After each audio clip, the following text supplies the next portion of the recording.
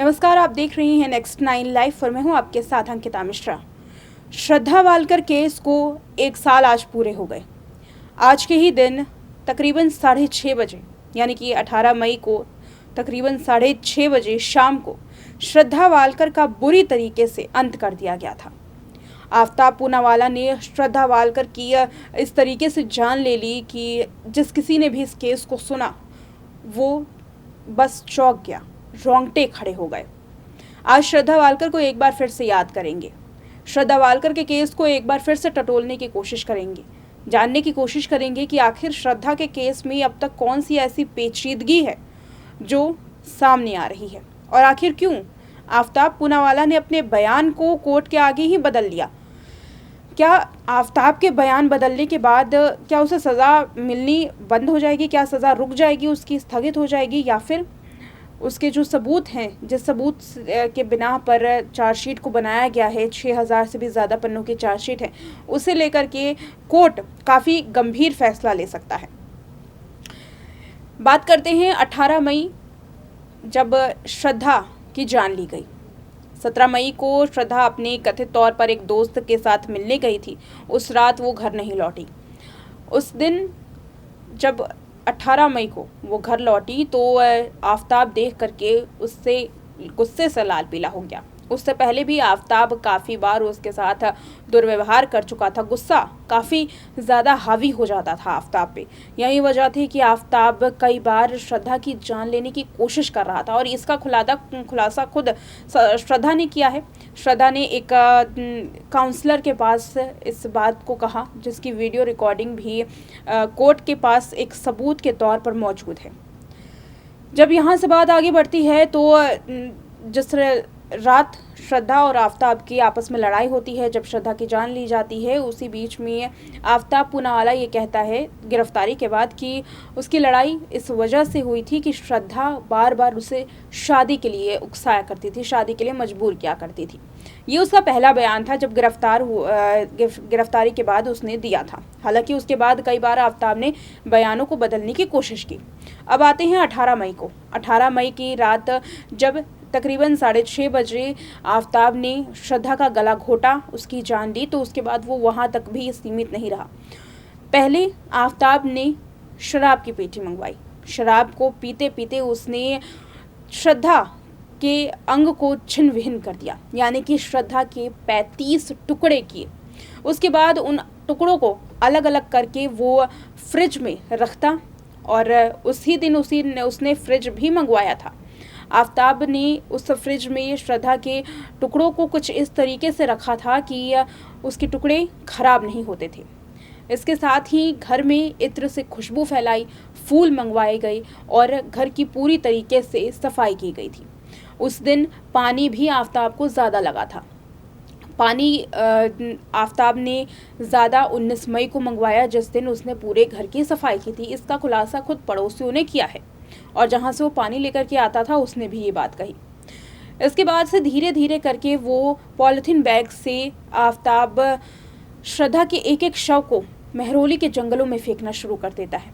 मेहरौली के अलग अलग इलाकों में श्रद्धा के टुकड़े मिलते हैं। जब काफ़ी वक्त बीत जाता है और श्रद्धा के दोस्त श्रद्धा से मुलाकात नहीं कर पाते, संपर्क नहीं कर पाते, तो फिर शक होता है कि आखिर श्रद्धा गई कहाँ। उससे पहले आफ्ताब ने श्रद्धा के फ़ोन के साथ छेड़खानी की। श्रद्धा के फ़ोन को चेक किया और उसके बाद जब श्रद्धा का निधन हो गया था उसके बाद भी श्रद्धा का फ़ोन ऑन था, उसके सोशल मीडिया अकाउंट्स ऑन थे और वो श्रद्धा के दोस्तों से बात किया करता था ताकि शक ना हो कि श्रद्धा आखिर है कहाँ और क्यों वो उनकी कॉल्स का या फिर उनके मैसेजेस का रिप्लाई नहीं दे रही है। वक्त बीतते गए और फिर साल के अंत में इस पूरे मामले का खुलासा हुआ। दोस्तों ने सबसे पहले इसकी शिकायत विकास वालकर को दी। विकास वालकर भी अचंभित रह गए कि आखिर उनकी बेटी किसी दूसरे के साथ संपर्क क्यों नहीं साध रही है। इसकी शिकायत सबसे पहले मुंबई में दी गई। उसके बाद इस केस को लेकर के दिल्ली आया गया। दिल्ली में विकास वालकर ने शिकायत जब दी तो फिर तफ्तीश शुरू हुई और पता लगा उस जघन्य अपराध का जो आफ्ताब ने किया था। मेहरौली के जंगलों में एक एक करके आफ्ताब ने उन सभी टुकड़ों को वहाँ से निकलवाया, लेकिन आफ्ताब ने एक चुनौती पुलिस के सामने रख दी। चुनौती ये कि अगर श्रद्धा का सर ढूंढ सकते हो तो ढूंढ के दिखाओ। बात करते हैं कि आफताब ने जो चुनौती दी है वो आखिर क्या क्या है। श्रद्धा के केस में 1 साल पूरे हो चुके हैं। इस केस में चुनौती जो आफताब पूनावाला ने दी है वो सबसे पहले ये है कि श्रद्धा का सर पुलिस ढूंढ के दिखाए, जो कि अभी तक नहीं मिला है।